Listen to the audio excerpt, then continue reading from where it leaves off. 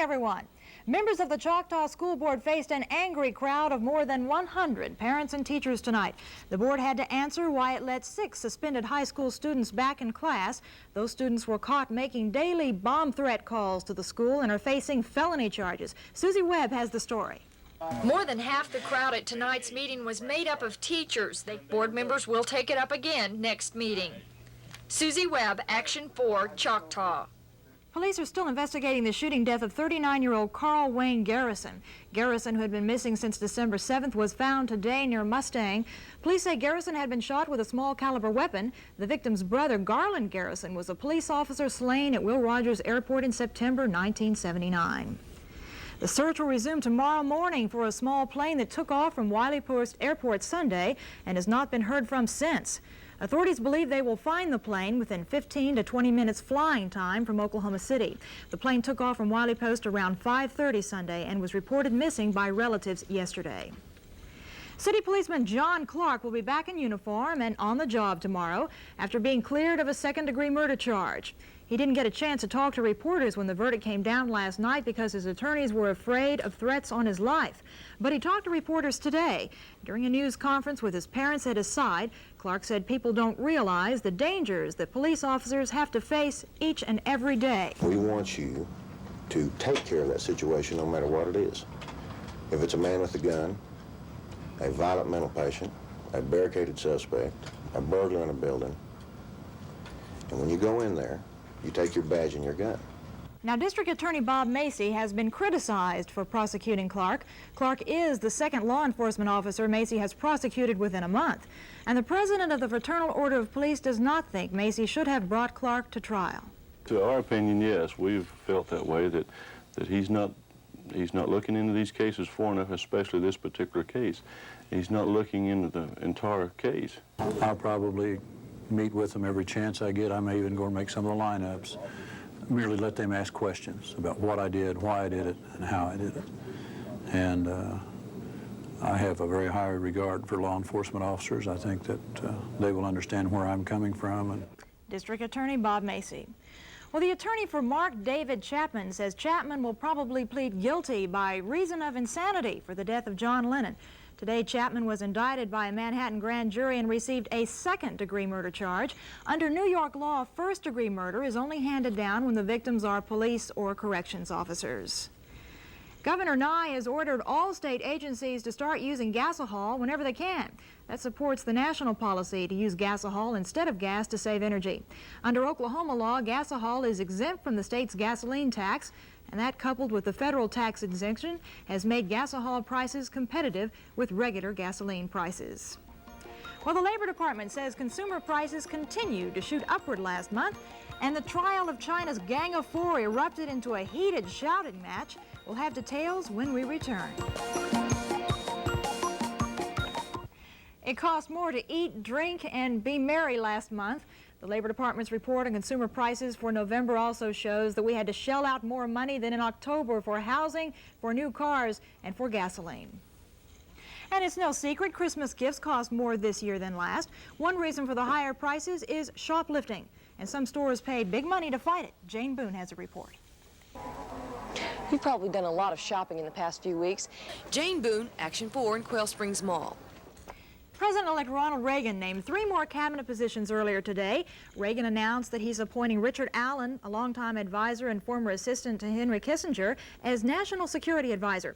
Another Reagan advisor, speechwriter Martin Anderson, will be assistant to the president for policy development.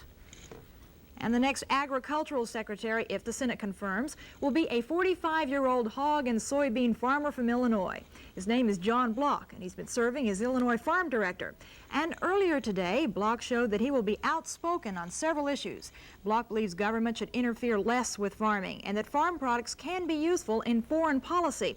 They're going to be far more reluctant to upset us, to get themselves into trouble with us, for fear not only will they lose food, they'll lose everything else as we deal with them. That food is a great weapon to keep the peace in the world, as I see it.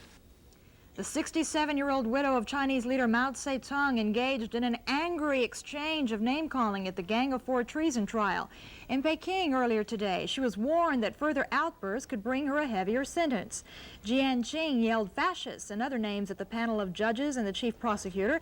She was in turn called a butcher with a sordid soul by one of the witnesses testifying against her. She is charged with several counts of treason, charges which carry the death penalty. Elsewhere in the world, the body of former Soviet Premier Alexei Kosygin was cremated earlier today, and his ashes were entombed in the Kremlin wall. Earlier reports had said the ashes would be buried near the wall instead of placed in it, an honor reserved for the Soviet Union's top heroes. Kosygin died last week at the age of 76. Swiss diplomats in Tehran say Iranian authorities have rejected Swiss efforts to arrange a party for the 52 American hostages spending their second Christmas in captivity. A spokesman for the Swiss Foreign Ministry in Bern says a cargo plane with Christmas gifts from the United States is expected to arrive in Tehran tomorrow. And in his words, "We think and hope that the gifts can be distributed to the hostages." And State Department spokesman John Tratner today reaffirmed that Iran would face serious consequences if it puts the U.S. hostages on trial. Tratner also said the U.S. is still examining Iran's latest message before deciding how to reply. He said, "We are not concerned with reports that Iran considers its latest statement a final statement." We have heard before that things are in a final stage, and I recognize that they have now published their latest message. But we will send a response to them at some point. I don't think you should assume anything about that response as to what it's likely to be. But the effort to free the hostages will continue. Jim Williams will be next with our weather forecast. Maybe he can tell us if we'll have more fog heading our way, so stay with us. Nearly 2,000 holiday travelers were stranded at Will Rogers Airport today due to fog and near zero visibility. But if you think Oklahoma City had it bad, consider Southern California. The entire Southern California coast was fogged in today. Airports in San Diego, Orange County, and Los Angeles were all closed several hours. At the Los Angeles International Airport, the nation's third busiest, today was the third day in a row that fog has disrupted flight schedules. By mid-morning, the airport was back in operation, but fog is expected to return tonight and stay through tomorrow morning. Which brings me up to this question. What about tomorrow morning for us? More fog? We already have fog. Oh, no. Not quite that bad, but yeah, it's kind of fogged in out there. Will I be able to see to drive home? I think so. Okay. Yeah. We're going to have some winds that'll help remove some of this fog, so it's going to be cold. Well, Jim, I'm sure a lot of our viewers are wondering, the fog will have cleared off enough so that Santa can find his way tomorrow Oh, I'm night. sure of that. He has excellent radar. I'm sure he does. Thank you. The Oklahoma Sooners have kept their basketball streak going. Bob Berries will have details right after this.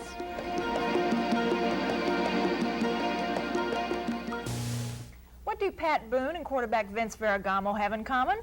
They're both on the list of the 12 most watchable men in the world. The group judges men's looks, personality, and intellect. One man who has frequently shown up on the list in the past wasn't included this time, Burt Reynolds. It appears he's been retired to the Hall of Fame. Been retired? Been retired. That's it for That's tonight. terrible. Hope you join us again tomorrow night. Good night, everyone.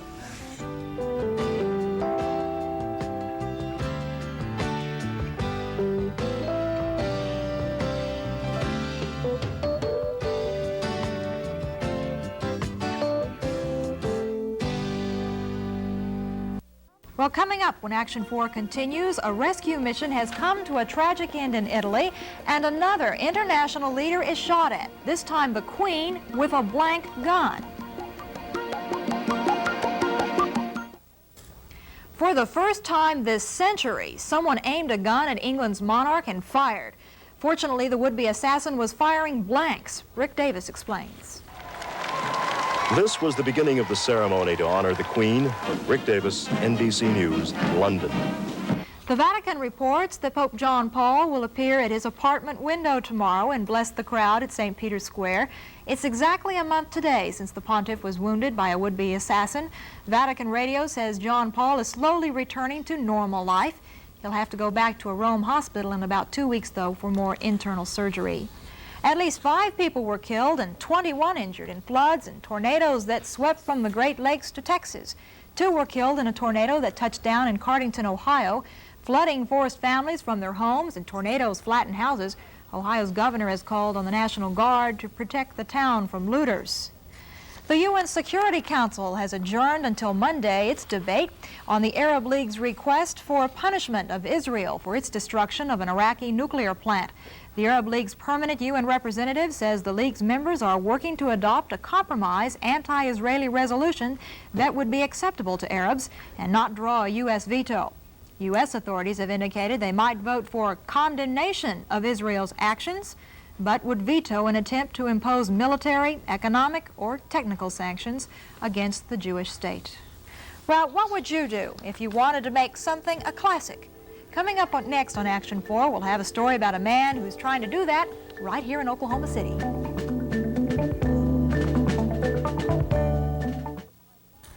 Well, we only got a few glimpses of the sun today, hiding behind clouds that didn't produce any rain. That's true, and we were predicting some rain, but it looks like most of the rain's going to be up to our north this weekend. Here in Oklahoma City, we're expecting a low tonight of 73 and a high tomorrow of 88. And the sign says, do not erase. Poor guy, he's been overworked lately. We'll be back in just a minute. The Oklahoma City 89ers debuted a new pitcher tonight, so Ron Thulin is coming up next with our sports.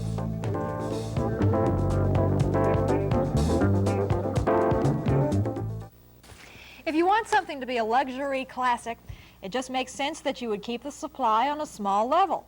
That's the idea behind one car manufacturer that's looking at Oklahoma City as its base. This is a Lita. You won't see many of them on the road because there aren't many of them made. Charles Schnitzer, Action 4. 43 miles a gallon. Not too bad. Not bad at all. Well, are you okay? Shoot, Saturday Night Live's got nothing over me tonight. That's the truth. We'll see you again tomorrow. Good night, everyone.